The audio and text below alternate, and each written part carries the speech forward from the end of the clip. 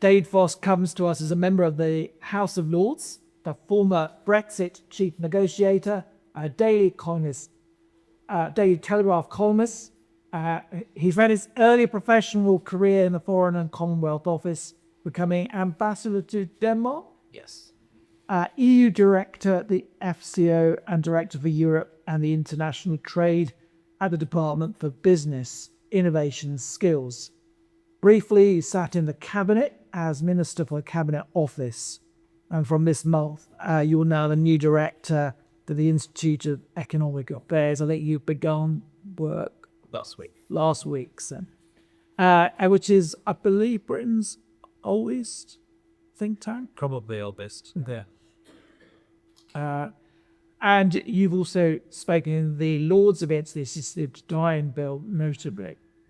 I first got to know David as a listener to the podcast Irreverent that I and a couple other vicars have put together. And he sent us a very gracious email saying how much he appreciated the podcast during the lockdowns and beyond. That when you left government, we grabbed the opportunity to say, well, it's such a nice email. Why don't we invite him on as a guest? And you came on our show. Our last year, I know that in your journey, you returned to faith, that your seed being confirmed into the Catholic Church. You're a prolific commentator on the political sphere. But I know that you're here tonight, particularly to lean into the journey of faith and to talk about that as well, and particularly. There'll come a point where we'll open the floor to questions, and we'll conclude around about 8:30. Please, ladies and gentlemen, do give a big hand to our guest speaker today, our first guest speaker, Lord David Voss.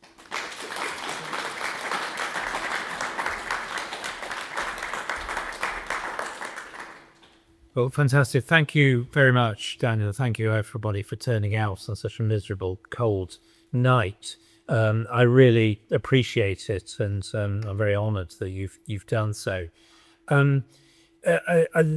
We have planned, Daniel and I, that I will talk for about 10 minutes with a few thoughts, and then we're going to have a discussion that will lead into questions to sort of open things out a little bit. So these really are just a few introductory remarks, I guess, to set out a few thoughts of my own.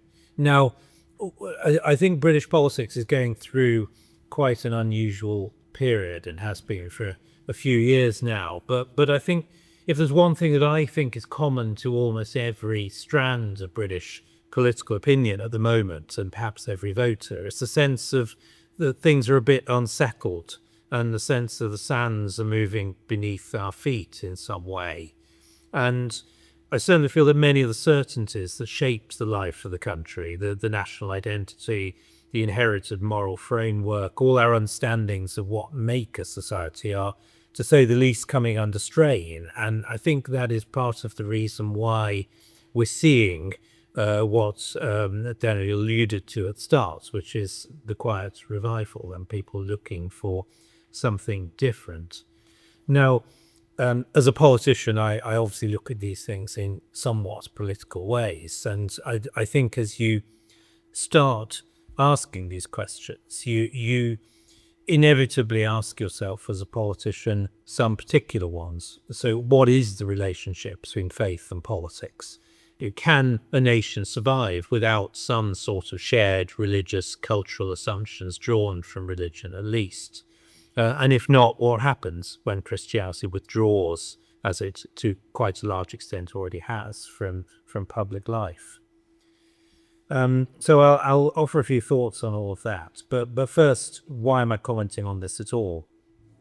Well, like many of my generation, I was a Christian at university, but drifted away when I started to work. And for decades, I remained on the periphery, I guess, of Christianity, interested, but never fully involved. And then came the lockdowns of 2020. And those strange months forced me to think hard, and I don't think I was the only one, as all that was solid about presumptions about one's existence seemed to kind of melt away into air, and everything we got used to disappeared at the snap of a finger.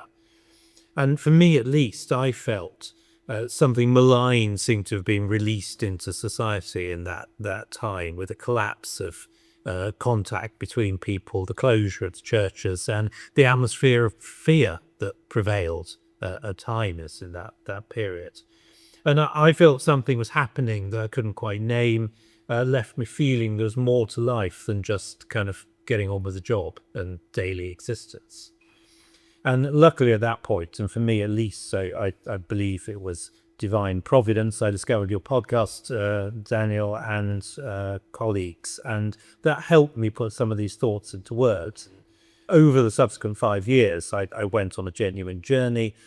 I'm sure we'll talk a bit about it, but for me, the main thing was a discovery or rediscovery that intelligent people could take Christianity seriously, not as a sort of nostalgia or cultural artifact, but as a living truth with a properly supernatural dimension that explained reality better than the other alternatives. And that was the discovery that took me on this journey that entered into being received into the Roman Catholic Church at Easter this year.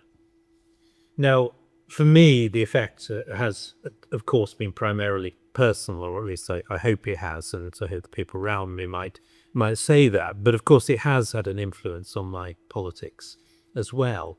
And as I said, as a Christian politician, you're drawn to think about to what extent Christianity shapes your own political positions, and to what extent you should make them that fact explicit when you're doing politics.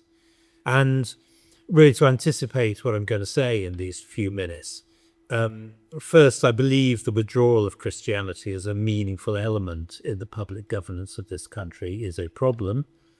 Second, the politicians and others in public life who are Christians ought to be ready to say a bit more how that affects their positions. And finally, I think if they are to have traction and to be taken seriously, they need to do so not in a sort of accommodationist way as a kind of add-on to secular concerns, but give the sort of full-fat version, or at least be ready to kind of acknowledge it, even if you don't always talk about it.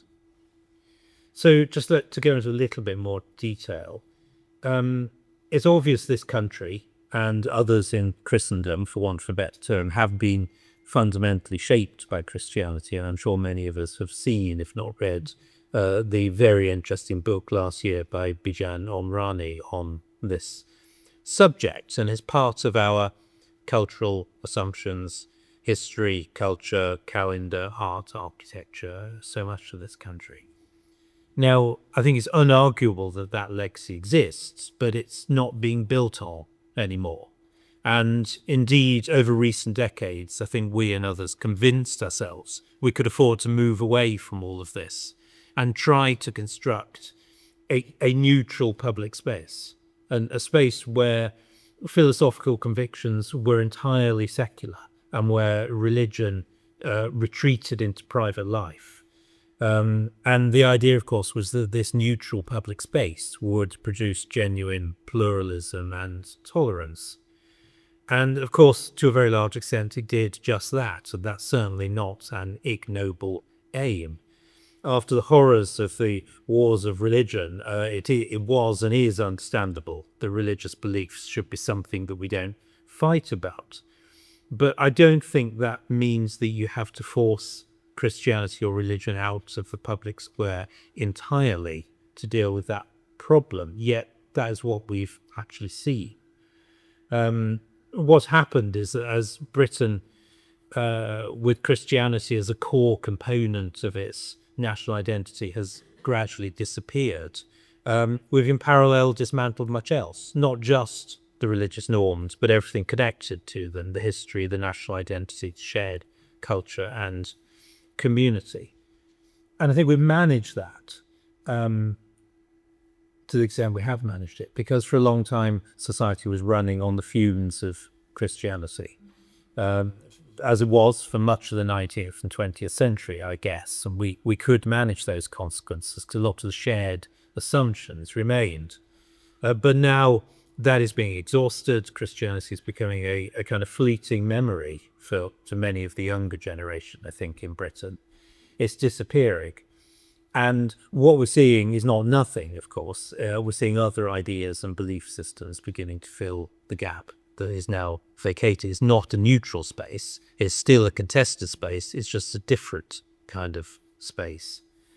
Because the need for belief and communal bonds in society doesn't disappear. Something always picks this up. There always has to be ideologies of one kind or another. And for this reason, I think the idea of a genuinely neutral public realm is a bit of an illusion, really, and we should kind of acknowledge that.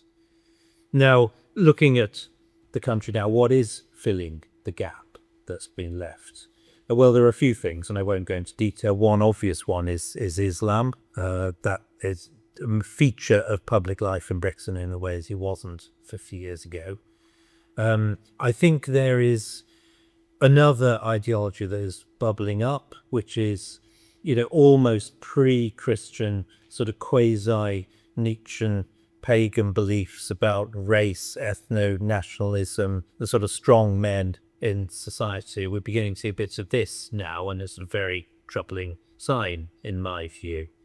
We're obviously seeing kind of wokeism, for want of a better word, a belief that society is about kind of groups and identities, and you can kind of make this up a bit as you go along. And I think we're also seeing what I see a lot of, but almost goes without comment, which is a kind of deadening secularism and utilitarianism in the public space. And I think actually it's that ideology that is winning out in many ways at the moment. Now, some see that as kind of simply a neutrality and not a belief system in itself. I disagree with that. I think utilitarianism, secular utilitarianism, is a worldview in its own right. It's one that brings the kind of numerical calculus, the cost-benefit balance, economic analysis from areas where it's appropriate, such as economics, business, commercial life, to areas where it's completely inappropriate, areas which come right to the fundamentals of human existence as people and individuals. And I think there are many cases where you can see this, but I see it at the moment in the issue that Daniel mentioned, the assisted suicide legislation. And what we're being asked to do here is to override a fundamental presumption of hitherto accepted morality, to make up ethics as we go along, if you like, and to overturn inherited moral prohibitions when they've become inconvenient to people. And if you're a utilitarian, why not? You look at the cost benefits and you come to certain conclusions. The problem is, of course, what protection does anybody have once you go down that road? What prevents that logic from extending further if when you're old or disabled or just kind of inconvenient in some way? And, we've already seen people being willing to argue the case that if human beings have no inherent dignity, if we're just sort of arrangements of matter, then economic calculation becomes perfectly rational. If the elderly are a drain on resources, then why not? The logic is consistent. The only thing stopping people from endorsing it fully, or many people, is this sort of lingering Christian conviction that perhaps they haven't fully acknowledged, still persists, still shapes. But as I say, that is fading fast. So I very much fear this sort of deadening secular utilitarianism that we are seeing, and I see quite a bit of it in the Lords when we're debating these issues. Now, of course, no one has taken my view on this subject. I fear that direction of travel, but of course, it's something to be debated. The trouble is that my view against all this is often not heard in the mainstream. It's felt to be wrong, illegitimate somehow to bring the transcendent, the religious, the supernatural into public debate. And the only things you can bring into public space are secular values. And I think one of the important things, as I said at the start, that Christian politicians can do is not acquiesce in this, in the view that Christianity is part of private conscience, but not to be brought into the public square. And I think it's for Christian politicians to give a lead in this, and help others kind of follow. Politics is, I think, sort of downstream of culture, yes, but also ultimately of metaphysics. And the deepest political questions aren't really political ones, they're ultimate ones. The prior questions of, what is human being? How do we guide our life? What is the nature of ultimate reality? And those are theological questions. If we don't allow ourselves to bring Christian answers to those questions into politics, then we're not removing metaphysics. We're simply allowing others' metaphysics to occupy the field. So that's why I think it's really important. And I acknowledge I've not been good at this, but I will aim to be in future. Bring Christianity and Christian beliefs into the debate. It brings me to my final point, and I'll wrap up.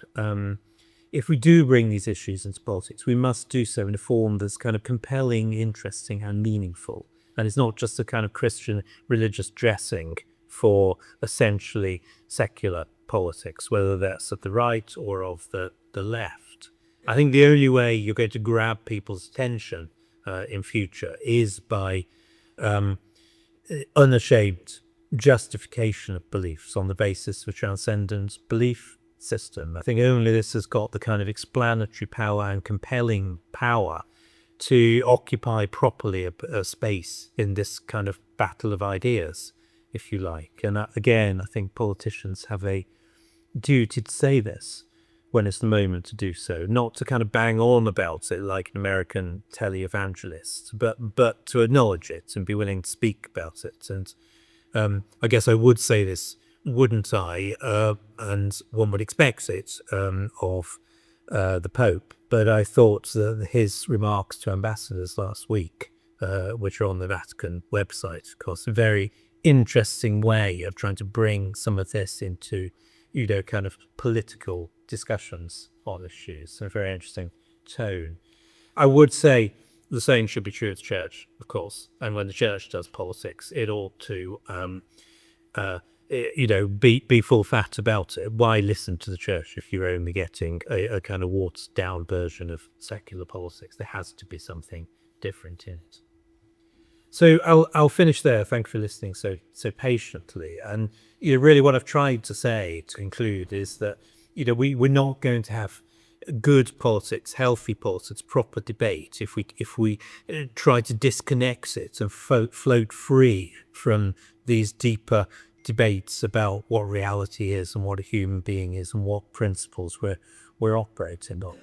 And if Christianity withdraws from the public space, this is really my fundamental point, it doesn't leave neutrality, it leaves space that others move into. And we as Christians have to move into that, I think, have to offer a Christian sort of metaphysics, not nostalgia and not like decorative language for other politics, but as a living account of reality, and try and do that with seriousness, with charity, and bring that to the public debate and try and stabilize some of those shifting sands that I spoke of at the start.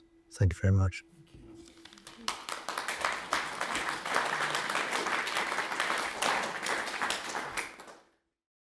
The thing that struck me as you were talking was I wondered if on the journey you'd found compatriots, people in public life, people in the workplace who was saying to you, yeah, I think I'm having the same sort of thoughts or feelings. Or had this been somewhat of a lonely journey? I mean, I think probably there are more Christians in Parliament than there are kind of in society more broadly, or people are willing to acknowledge it. I don't know. Maybe that's just an age thing as much as anything else. But I think it's the case. All the same, people kind of keep it to themselves. And I found myself kind of, as I took political positions on things like abortion, for example, you sort of drifted into circles where you found other Christians, and that I began to pick it up. And there are some fellowships in Parliament, but my kind of thought process, I suppose, was my own. I didn't feel particularly encouraged. I just felt a kind of group to go to. rather than the group that was pulling me along, if you see what I mean. And I wonder sort of broadly as well, because I've seen this over the last decade, that, you go into pubs and cafes, and whereas talking about faith, religion, the transcendent would have got you shut down quite quickly. I don't know, I feel that there's a lot more openness to those conversations. We had a builder round that filled around the vicarage recently, redoing some of the bottom decking. And he sort of got his fag and his cup of coffee, and he says, Vicar, if you'd have asked me 10 years ago, I'd have said all this God stuff is a load of beep, beep, beep, beep. But now I think you guys are onto something. Yeah? And I get those conversations more and more across the age range, often, and not because I'm just working in a university setting, but certainly amongst a younger generation. Those conversations don't feel as intimidating. And you start to begin to, after a while, think, oh yes, you're having those thoughts too, quite quickly. And it's there, it's present, isn't it? I think something is definitely happening. I mean, obviously, we're all in our own bubble to some extent, and it's important to aim off for him. But that Quiet Revival report last year, the Bible Society did, does suggest that something is going on. I would say, I think it is easier in politics than it used to be to bring your belief system, to bring Christianity into it.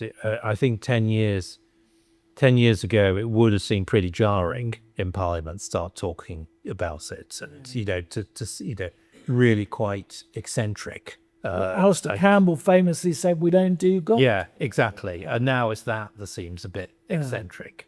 I think some of that's kind of wider. Religion is a part of public debate in a way that it wasn't, 10, 20, 30 years ago. At the global level, people see that religions of different kinds are a powerful motivating force. So that makes brings it into the public debate. But even so, I really think that, and I've heard it from a lot of people, that the pandemic, triggered something in a lot of people and just made them question a lot of presumptions, and I think that sort of knocking away of everything you'd come to expect has been quite important in what's going on.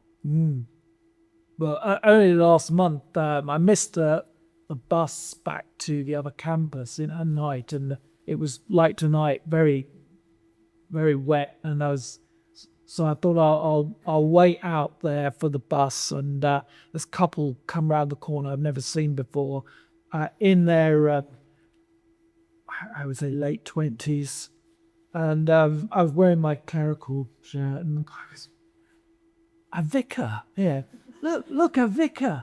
Do you know, she's been talking about God, and so have I, all week. And there you are. And we it's we just can't stop talking about it. And I had a 10-minute pastoral sort of chat with them, and I'm finding that more and more, that folks are really up for those conversations. There's a curiosity, and yes, there's a sense in which something in the lockdown, maybe a little bit before that as well. I think the New Atheist project seemed to be collapsing in its own weight. But there is a something happening. There's a something in the air that doesn't seem to be cooling down. It doesn't seem to be a blip. It seems to be expanding at the moment. Yes, I definitely think it's there. It's definitely more possible to talk about this, and it just doesn't feel so jarring. And when I talk about some of the things that, some of the specifics on my journey, I find people kind of listen with interest. And I mean, to take one example, one of the things that made me kind of drift away from the church in my 20s was I did a lot of theological reading and so on. And I took from that, this was the mid to late 80s, that the Gospels were essentially documents you couldn't really put any reliance on, that they'd not exactly been made up, but they were sort of like gobbets of things people remembered, and then they'd kind of filtered them through their prior beliefs and cobbled them all together, and you really couldn't place any belief. That seemed to be like the accepted view.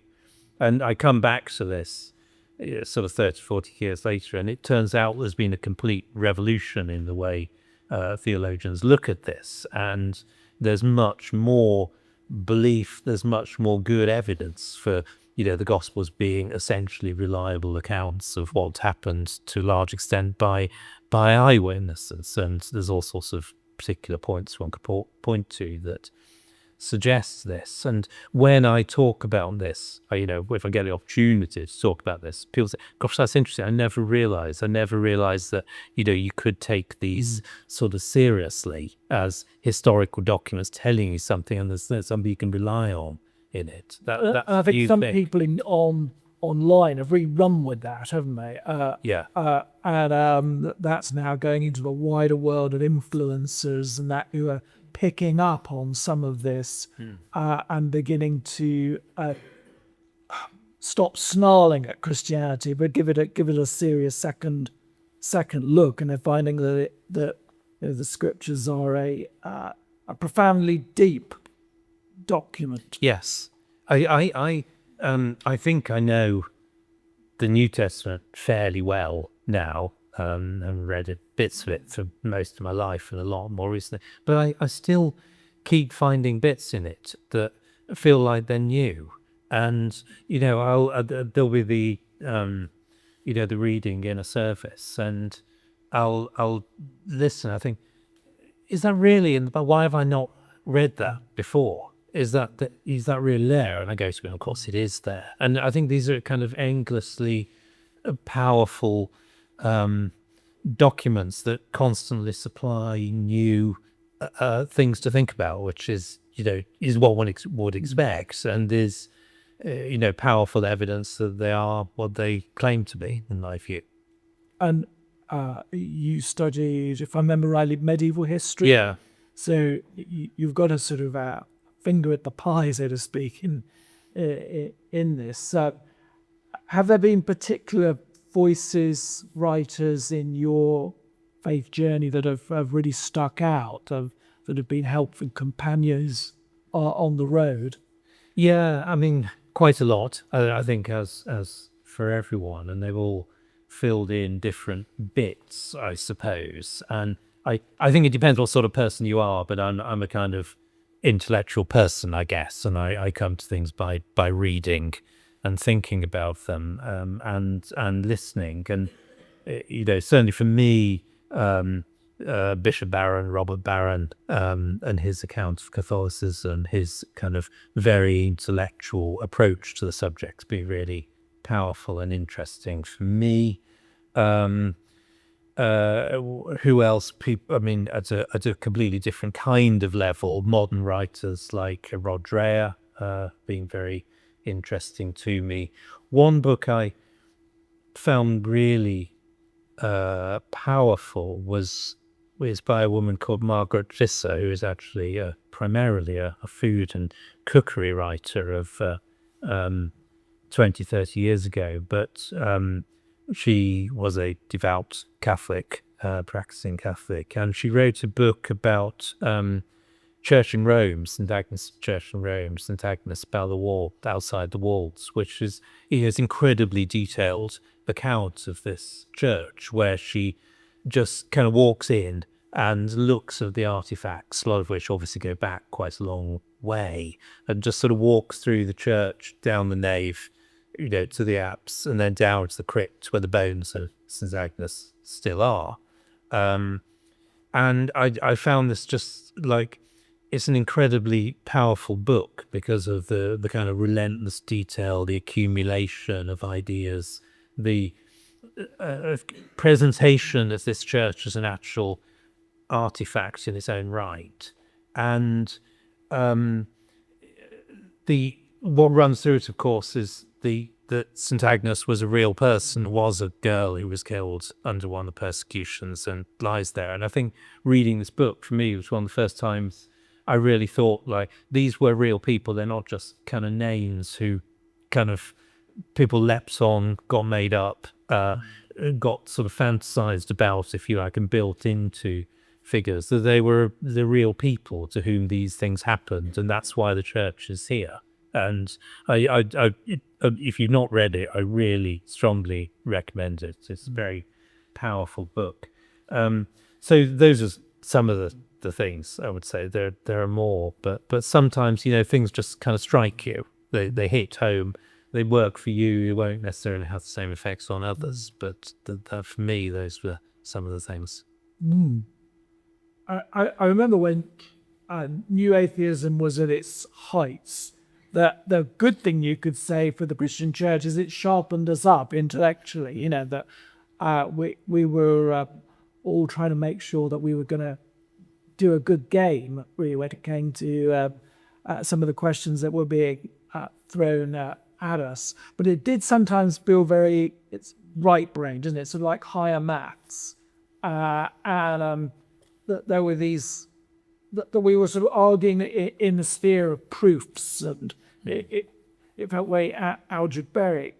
But now the conversation, I think, and I wonder if you've seen this also, it seems less logos and more mythos. It's more left brain. It's more about story and encounter and experience, and leaning into the kind of great ocean of wisdom in a kind of creative way. You know, I think that's why people are drawn to some of the great feasts like Christmas and Easter. We've had these record numbers in this country over the last year or so. And people are coming into church buildings as well. A lot more is what I'm seeing, to sort of drink it all in. But it's less about, the conversations are less about, you know, proving God and more about encountering. Do you think that's a fair? Yeah, I think, I mean, well, you'll have more experience of this than I do, certainly, in the conversations you have. I think it is part of the discussion, of course, and people like Rod Dreher kind of give a voice to this, you know, for the journalistic perspective, I guess. I think it depends on the kind of person you are, and, you know, I'm a more intellectual person. Some of this slightly washes over me. Sometimes it really hits home, but it is obviously really, really important. And I think people like, you know, Paul Kingsnorth, for example, you know, can really tap into something that is missed through a purely intellectual presentation. That's certainly true. Yeah, I'd recommend, hopefully over these sessions we can recommend books and things, resources, writers to go and explore. Paul Kingsnorth and Marty Shore are these great storytellers who've recently come to faith, and somehow they've turbocharged their storytelling, and it's connected very powerfully with some of the great biblical stories, and they're kind of resonating with our time. You know, that the story, say for instance, of the narrative of creation and of fall of Adam and Eve is in Kingsnorth and Shore's presentation is not simply something that happened in the past, but is very pertinent now. And that the digital, in a way, is kind of accentuating that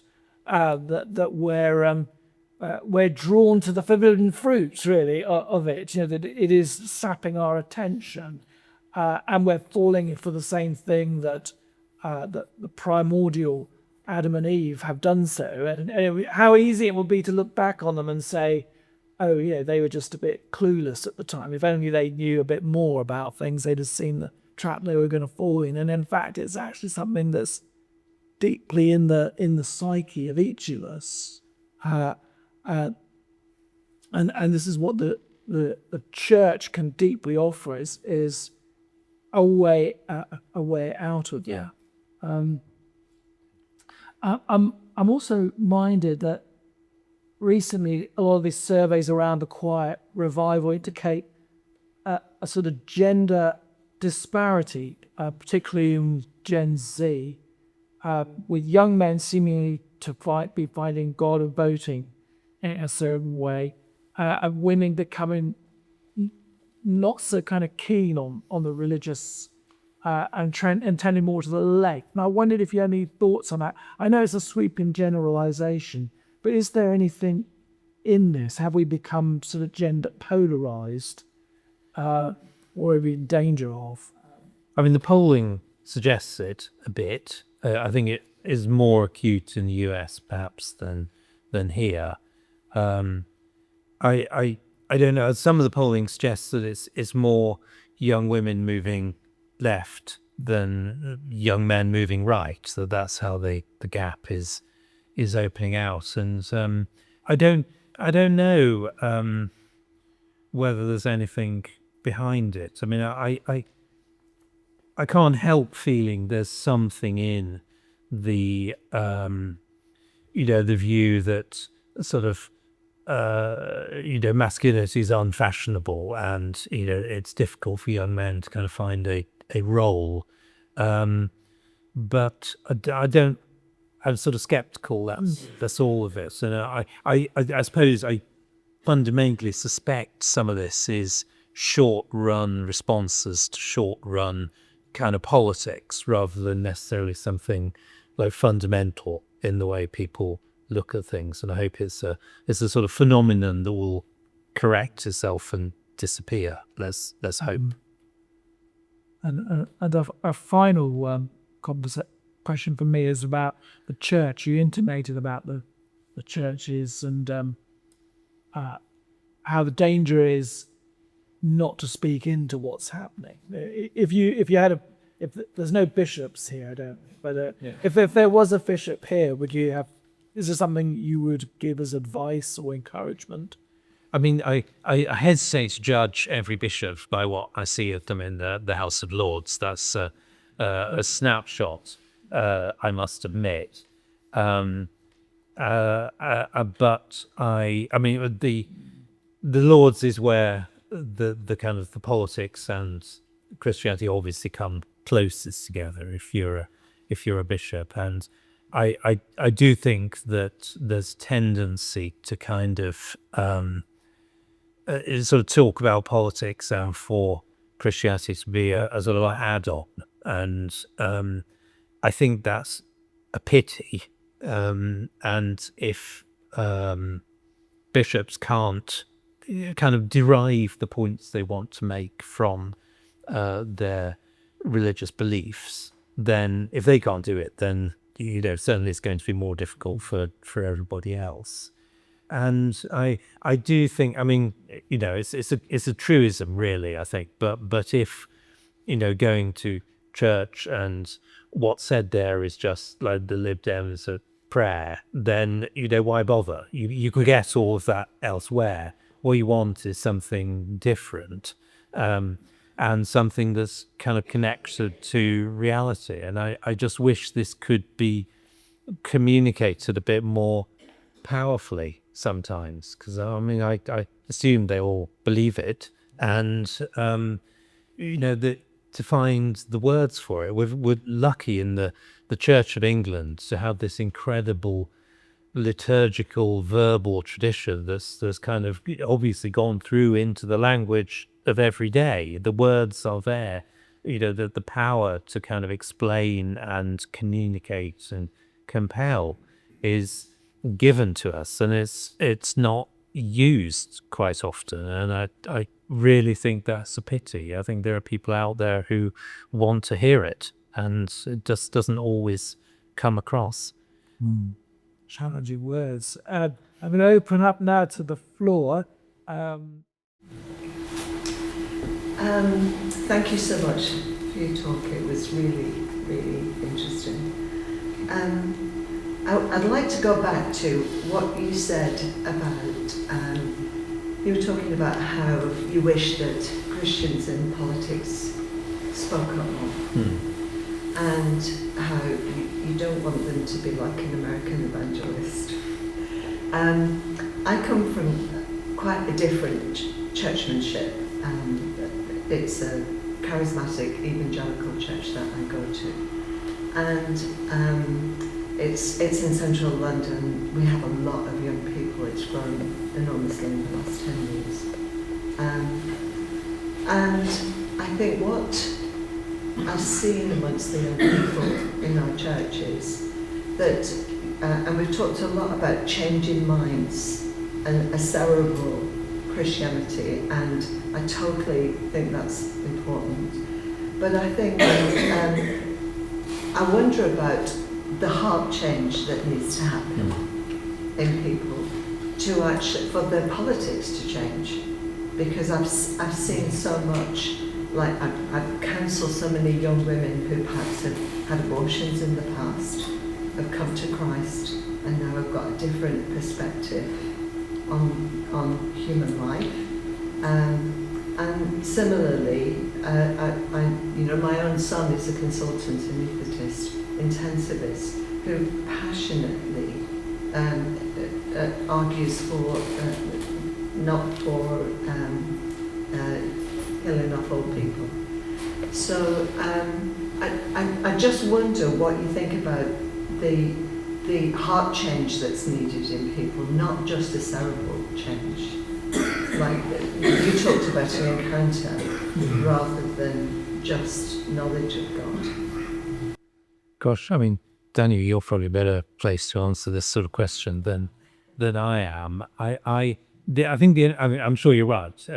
Obviously, that is part of it. The only thing I can contribute perhaps is from my own experience this last few years, when I was kind of reading all these books, and I go to different places, I go to church, so I'd pray, and I was kind of I kept sort of asking, when you let me experience something, some sort of change, something that will kind of bring me in and can convince me. And I eventually came to the conclusion that that was happening, but it was the pursuit and the fact that I wasn't able to drop this, and I kept going back to it, and I kept sort of refusing to ignore the questions. That was, in fact, the experience, and to me, that was what worked. So the change of heart, I think, who knows what one's real change of heart, so rivers, but it can mean different things to different people. I think is the only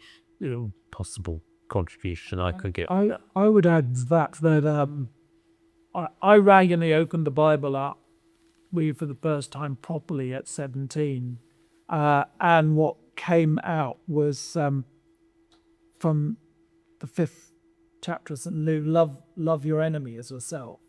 And I was looking for a politics. I thought, well, who am I going? I'm going to get my first ballot in a few weeks' time.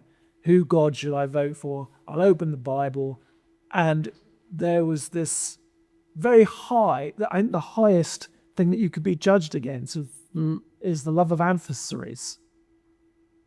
And I think whatever side of the political fence we're at, or however we operate in the public sphere, a change of heart, I think for me, has to involve that.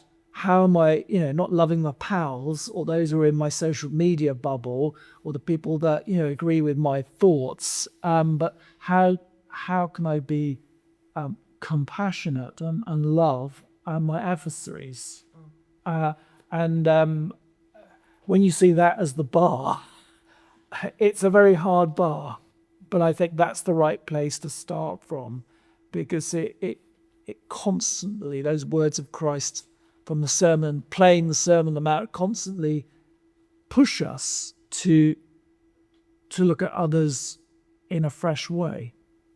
And just to add on that, so I think it's really important the church keeps saying challenging things like that, that it should be saying difficult things and things that seem impossible to do. That's what distinguishes it from ordinary politics. And one example for me, for people sort of broadly on the right of politics, often get irritated by the church as sort of intervening in migration and telling us to welcome migrants. And it is, I think he's right to say that. We should remember that migrants are human beings who deserve exactly the same treatment and dignity. Whatever the legality, it doesn't entitle you to behave differently. And I think that's a message, sometimes people on the right find hard to hear, but it does need to be said. And I'm sure there's an equivalent on the left as well. The church has to keep, reminding people what it means to follow Christ, which is to do a lot of seemingly impossible things. No, I think Christianity, intellectually calls us to not put people in boxes, in categories, but to see each human being as made in the divine image. Each person is particular. Christ wasn't born in the abstract. He was born in Judea, in Bethlehem, and a particular person. And I think it's easy to abstract particularly the digital does this. It can actually, I think, erode those compassionate veins. I had a parish priest who trained me and said, when you get to my age, your arteries will harden. When you look at all the, all the people you bump into the parish life. He was joking because he had a fantastic prison ministry. But, we're called to be compassionate in that way.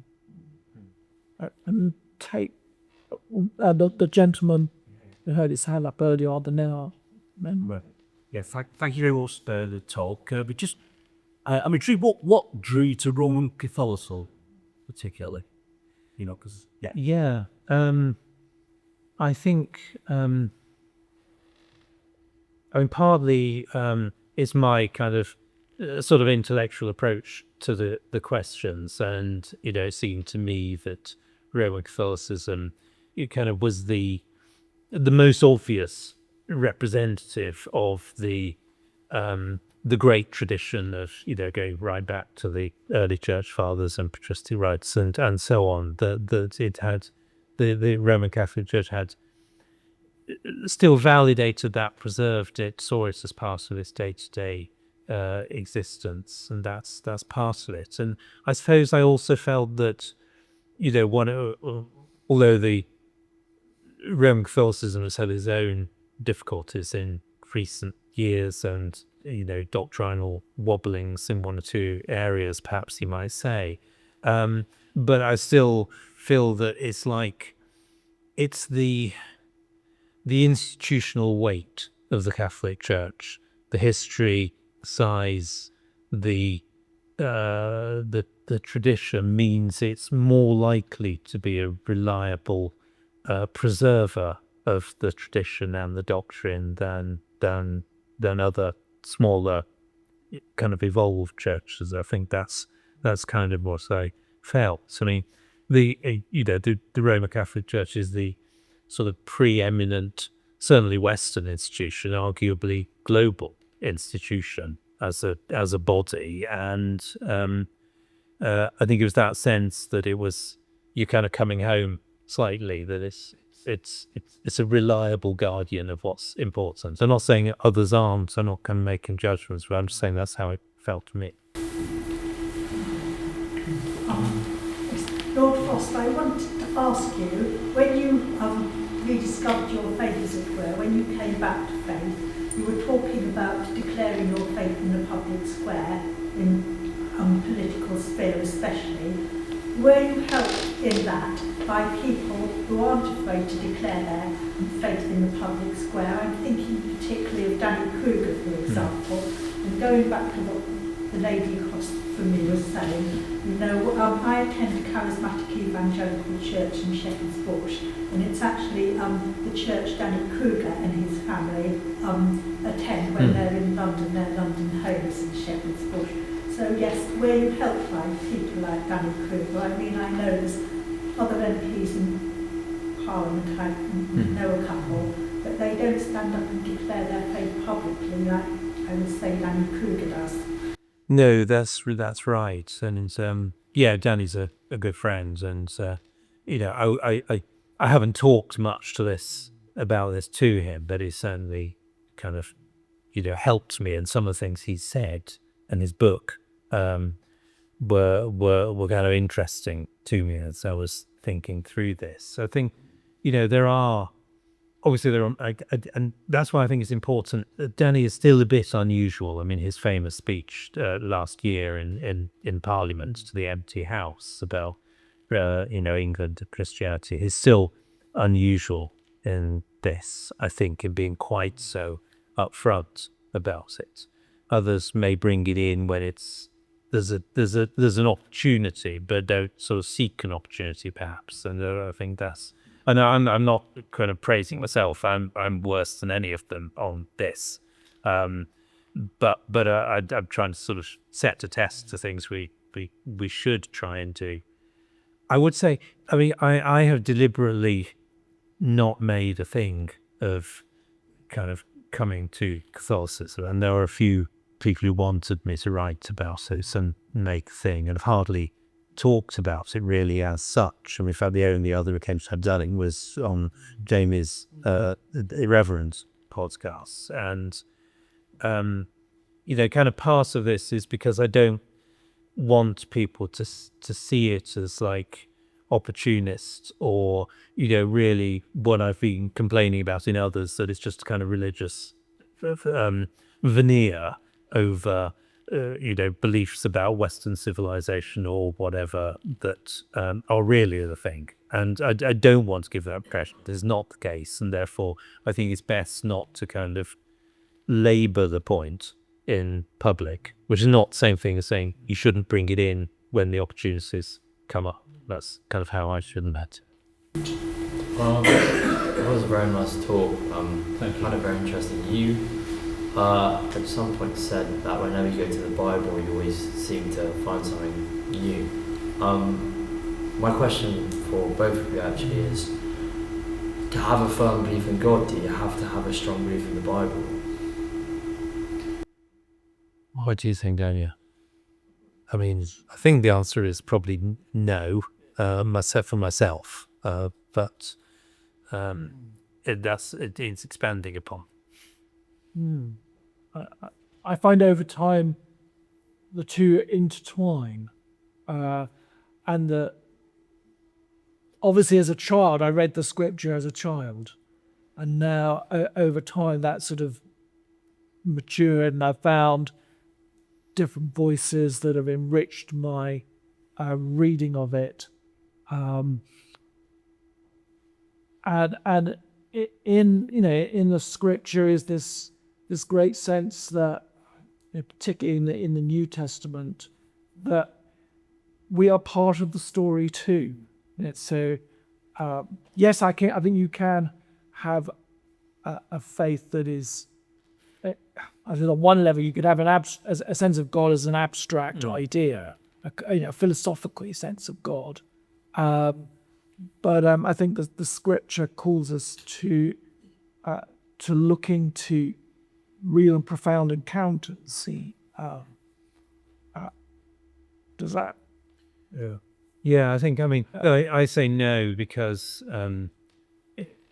obviously, I think at least some believers in other religions also have an authentic experience of God and the divine. I don't think you can be a very effective or deep Christian, I guess, without engagement with the Bible, and it's sort of central to it.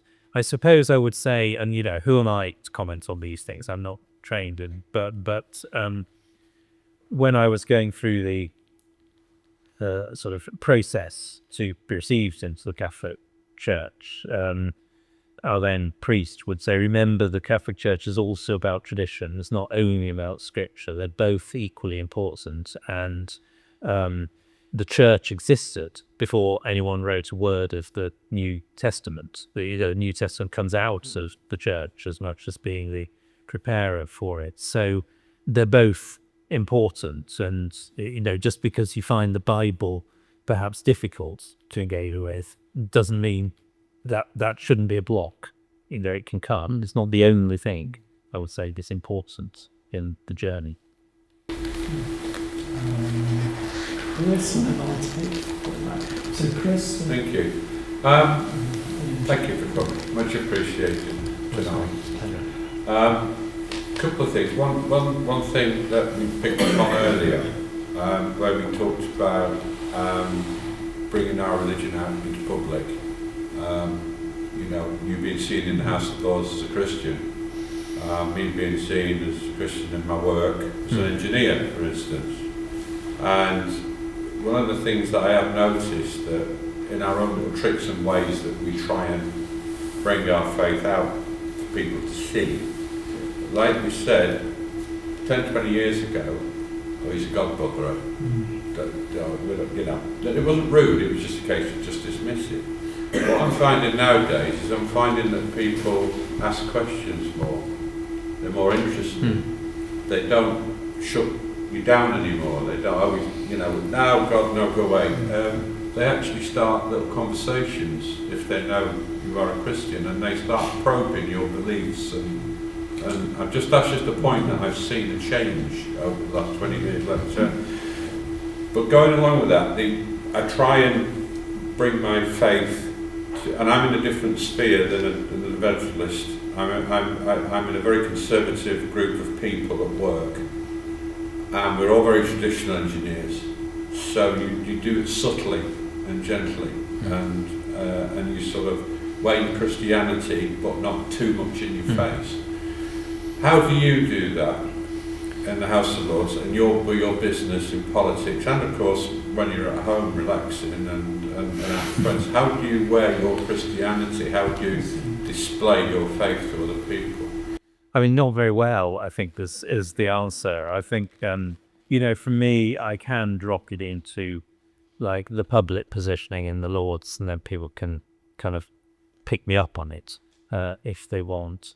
I found that a lot of people still can't look for me personally, can't look beyond the, you know, what they believe to be the established public persona of this sort of rather brutish British nationalist who likes sort of giving foreigners a kicking, and that's the sort of you know, that's the profile they bring, and so they find me talking about Christianity a bit jarring, I think, and it doesn't necessarily land well.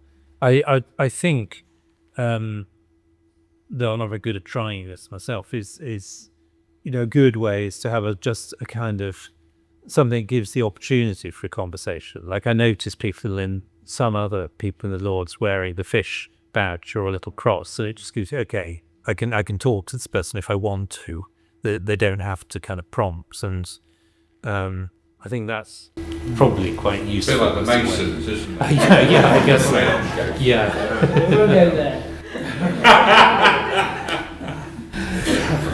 we had. Yeah, let's go on. Joanna. Thanks, guys. I want to start out with the thanks actually both to Irreverend and to you, Lord Frost, because in the dark days of lockdown, and as my husband, who's a Jewish Christian, says, the Meshugas, is that this was just a light, a beacon of light. It really was. It gave us hope. And I speak for friends who are here as well. It really did give us hope. And then, of course, your appearance just gave, forgive me, Daniel, gave another veneer of genuineness when you came on. But that sense of evil growing in society, growing in the UK, I found to be increasingly palpable over the years. And you mentioned Rod Greer. This morning I was watching a video he recommended on his Substack called Remnants, and it's about people who have collected, they've gone the Benedict option, and they've set up a community in Lolland, in southern Denmark, essentially because they perceived that the evil, wherever they came from, largely Copenhagen, but also Iceland, that the evil was just so all-pervasive that all they could do was to set up their own community and produce lots of children, produce their own food, and educate their own children, etc. I sometimes feel like that about London, frankly. I just wonder to myself sometimes whether London's lost. and whether one does stay and fight, or in fact do the Benedict option and find somewhere. Gosh, I think. What do I think? I mean, I, as you mentioned, I was ambassador in Denmark, and I like Denmark a lot. It is an extremely secular society in its culture, and I could absolutely get, some of the things that people on that video say and why they wanted to find a way, a different way. I do think there's quite a lot in the Benedict option. I wouldn't myself say, any bit of Britain is lost in that sense. But I think, I certainly have, days where I just want to kind of retreat from what I'm doing and, live a different sort of life. And, sometimes that's just a bit of a sort of fantasy, and sometimes I feel it's responding to some currents. So I do think that, the Benedict option is a kind of important way of preserving important things in Christianity, just as monasticism was, I suppose, in the early Middle Ages. But it's kind of not the only thing. But I mean, what do you think? Well, though he's not a theological bedfellow, Sam Wells, I think, has written a book on a kind of monastic tradition within the cities. That and Christianity in the early church flourished in the cities as much as it did in the rural areas, often countering opposition and all sorts of forces of darkness and whatnot. And people lived out, they got on with the ordinary, and they made what was around them beautiful, and that became magnetic. And maybe the way that we move forward in some, if we're in difficult areas and suburbs that feel challenging, that we just in our own way try to create spaces of extending that peace that is within us. Just being, particularly civilized, generous, kindly, walking the extra mile. That those little things. There's a viral YouTube that's gone around a few months ago of a guy cleaning up graffiti and repainting a wall of his own cost, just off his own back. And you watch him, you think, oh, why aren't I doing that? Why? It's, if we're a Christian and we see litter, we should pick it up. Yeah. We should try and create and curate beauty around us, I think. Who is it? I can't remember. Was it PJ O'Rourke said, everybody wants to save the world and nobody wants to do the washing up. So, there's a bit in there. There was one other thing I wanted to say in response to your question, which is this thing about, and I mentioned in my own speech, the force of evil, if you like, in society. I remember Jamie saying that, I think, in one of the podcasts. And I think, that element of supernaturalism is the most difficult thing to talk about and be taken seriously. But it is a logical, if you believe in supernaturalism, if you believe there's something beyond this world, then you must, as a matter of logic, believe these things, that we can't retreat from it. But it is the most difficult thing to say without being seen as sort of eccentric in some way. And yet, it's not, one can't retreat from it, I think. Daniel, I think the book you're referring to is The City is My Monastery. It was by Richard Carter. Sorry. And they turned it into a Lent study course, which I attended. It was brilliant, but then they interrupted it because of the lockdown. I need to let's read it. Put it on the circulate the reading. It wasn't Sam. Yes. Firstly, thank you very much for your talk and for arranging all this. It's been most interesting. I do agree that there was an eruption B1 in the world in 2020. Several people have said exactly that, and that's the way I've described it in the past. But I also think that, in my own experience, that there is a return to God. There is something going on. I think there's always been an interest. So about 15 years ago in the channel, they put out 200 tracks and copies of the sermon. So visitors would come in, they'd all be gone the next the next Sunday. So there was always that interest, that low wasn't interest. But there is something else going on now. And last year, 2 people at work came to me and we started to talk about the Bible. I said, would you like to have a read through it? And they said, yes.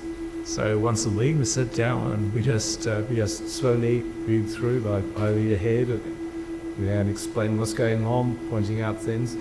Take the time to point out certain unusual things I've picked up. So after the 10 Commandments, for example, what's the next law? It's not about government. It's about the slaves, the rights of the slaves. So you go from here are the 10 Commandments to here are the rights of the poor. So God understands that the poor have to have these certain protections. They're that creates intact. And so when you look at society, you can look at society just as a doctor, as an individual. It's not just the physical harm. It's the whole lifestyle, the mind, body, the spirit all together. And a society or in a nation, you have a government, the rulers, you have society, and you also have God. And again, you've got 3 working together, and they've got to work together. And so when I start reading through this with the young people, they start pointing these things out. And then we take a step back, you see what's going on in the wider world. Buffalo, Pennsylvania, last year, 2 centimeters. All of history would have been different. We are, in these days, living through what we are seeing God in action in a way that I've never seen before in my life. God is moving and we must move with him. So I will encourage you definitely to make the most of this time while the nations is attuned. Don't hold that. I was minded of what you said earlier on, which I had thought about before, about that there is this sort of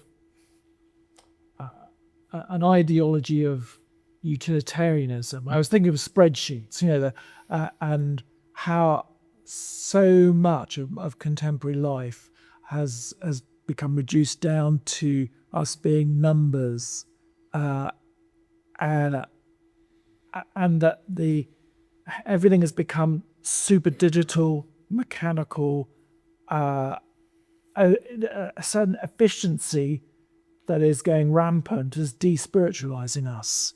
But you can go to a restaurant now and order your meal on screen and not meet a human being and sit in a corner, and it's okay, it's fast, but it's one less contact with another soul, and God's made us to be connected to each other. And there is this this sense which the efficient machine is. People, I think, are picking up that we want more. We want contact. We want to break bread. We want to have fun. We want to dance. We want to talk. And yet, contemporary life, all this efficiency is seemingly squashing us. Yeah. And draining something that. And I think there's a response, in the last 4 or 5 years, to folks saying, I want more. I want something that's not just the meager offering that is being given. So. Yeah, I agree, and some of it seems, efficient but weird, and that's really the problem. And AI, you kind of touched on it, is a kind of exemplar of this, I think, where so much of the it's a convenient tool, but it takes out so much of the kind of human element to doing tasks, thinking about things. You know, you get this absurd situations where, you know, one person gets AI to write an email, the other person gets it, uses AI to summarize it, and you kind of eliminate sort of the actual people in the process entirely, and the machines are talking to each other. And you know, I'm not a sort of technophobe. I think, you know, all these things have their place, but I do think AI is kind of crystallizing for some people. It certainly is for me. You know, a sort of artificiality in the way we do things that probably we need to make a particular effort to move away from or not get captured by.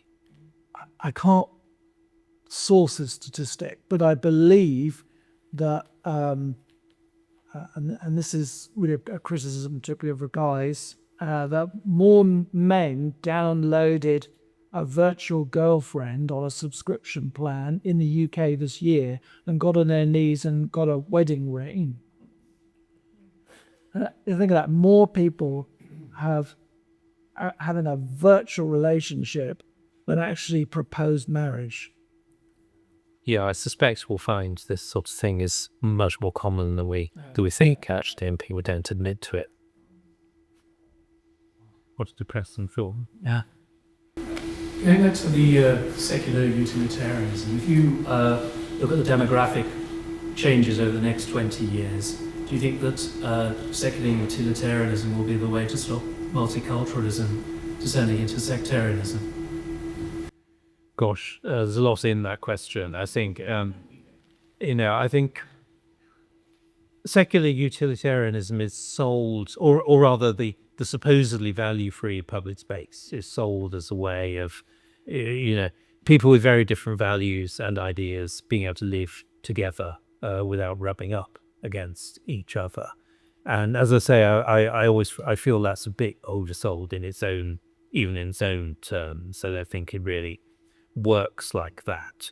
I do not think that secular utilitarianism is capable in itself of kind of binding together a multicultural society, because it doesn't have any of the sort of effective with an A, effective bonds that bring people together. It's purely about kind of cost benefits. It allows only a very restricted frame of reference, and it doesn't allow for many of the things that make humans, make countries, make kind of ideas. And I think that's the root of the difficulty. All the most important things are kind of outside the frame of reference by definition. So I that's why I worry. And a society where you've got lots of competing groups, all of whom are a bit too frightened to kind of engage with each other, it does not seem to me to be a very happy society. We should do everything we can to avoid this country getting into that position. That would be my view. And I still think we have lots of things that do bind us. It's just we're kind of reluctant to talk about them quite often, or really bring them into a political conversation. I don't think things are as bad as a lot of people say, but they're still a lot worse than they were 20 years ago, and we need to try and turn that trend round, in my view. One last question. So again, with you, conversation, I think everyone really enjoyed it a lot. I'm not the person I don't really excite. Okay, I just wanted to know, obviously in the Bible it says we should respect the authority, not the government. But given that what's happening in this country, and given that the United Kingdom protests and all that against the current government, well, this is for both of you, how as Christians should be respond to it? Like, not in a violent way, like, you know, Tommy Robinson's marches where people get injured, but also in a way that will like accept that evil that's come upon us. Gosh, I think I think a number of things about that. So I think we however bad one's government is in a democratic society, it's still better than not having an effective government. And we kind of, we owe our rulers, even if we don't agree with them, a degree of kind of benefit of the doubt that they're trying to do the right thing, and keeping the show on the road is quite important. And where you look at countries where the show hasn't been kept on the road, it's an important element of government. So although it's right, obviously, to criticize what the government does and debate it and, even demonstrate if one wishes, I do think that, we, in a democratic country, basically, democratic politics is the right way through this, and we should be understanding and be content to be ruled. Now, I think one of the problems we've got into in this country is that, and this is a sort of slightly political point, I admit, but is that the government has become very all-pervasive, and it's come to feel like you can't kind of really live your life unless you or do certain projects or pursue certain things, unless you kind of willing to go along with the current ideology. You have to sort of pay lip service to it. You have to be content to be regulated, and the kind of free space to do things where, it may be a bad government, but you don't really care about what they think, so you're just getting on with your life. That space has shrunk quite a bit, I think, over the last 20 or 30 years, and we should be trying to sort of expand it out. And I'm not suggesting, Jesus saying, render unto Caesar, whatever. I'm not saying that's the entire meaning of what he was saying, but it certainly isn't. But I think part of what he was saying is the government is the government, you owe it your obligation, but there's a lot of other stuff in your own life and how you live it that is just as important. And I think we live in a society where the government is increasingly trying to squeeze that and make it difficult for our own best interests. That's the problem. It's not that we live under a totalitarian regime, it's that we live under people who wish us well and won't stop trying to make us well. And that's part of the problem. We need to widen out the freedom to pursue our own projects, get on their own lives, and then what we think about the government won't matter quite so much.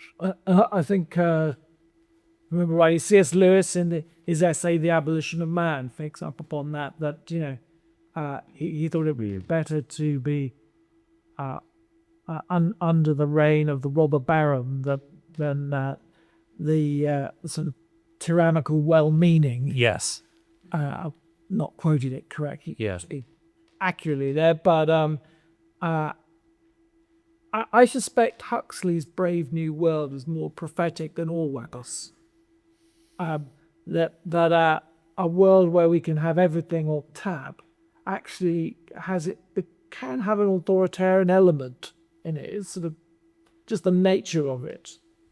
But it can also spiritually make us very sick. Becomes, in that particular book, a Christianity without tears. It's sort of dislocated from the great tradition, but it's got some of the veneer of the idea of everybody getting as much as they can of what they need. But if you go to a child in a sweet shop and say have everything, they'll be sick at the end. So that a sort of spiritual malaise develops in the same way. So I think we can be critical of society in that way, as Lord Frost has said. But that would be my sense, is that we're being squashed and squeezed by kindness. We're meaningless. Yes, that's what I feel. But it's too much. Yeah. And because, original sin and the world being what it is, if that's the government's plan, it's never going to succeed. They're never going to get to achieve what they want to do and make us perfect and make society work really well. It's just not going to happen. And therefore you need to be governed by people who aren't going to try that, rather than people who are going to try it endlessly. Steve at the back, you had your hand up. Oh, yeah, just to slightly change the balance for us, you've been a diplomat. I think all of us here would share to some extent in the feeling that maybe there's a gathering storm in international affairs as well as internally. Now, I'm not going to use land fever or anything like that, but I just wondered what your thoughts were about where this situation might be going and on what time scale and what the kind of things as a foreign object person, the insights you might have. I mean, my view of what's going on in the world is that it's this kind of reversion to the norm, and actually to a large extent still always been the norm. And I think a lot of people believe in a kind of this sort of fantasy construct of the rules-based system where everybody abided by the rules, and to an extent they did that in the last 20 or 30 years as the Cold War ended. But the reason they did it was because American power, to a very large extent, stopped, discouraged people from doing anything different. They were the hegemon, and everyone had to adjust to the Americans in some way. Now that world is changing. There are other powers, the Chinese, the Indians, even the Russians to some extent still in their own way. And the world is great powers rubbing up against each other to a much greater extent. And, you can't always fight a world war just because, some great power wants to assert itself in its neighborhood. So to some extent, you have to kind of find a way of accommodating to this reality that doesn't constantly produce existential confrontation. And I don't know that we found a way of doing that. We did kind of do it in the Cold War, I suppose, with the binary, but it was very risky period at times, and we have to find a way of being pragmatic about foreign policy, I think, that doesn't make everything existential all the time. There's a subordinate question about what Europeans do in this world. Is Europe power in its own right or not?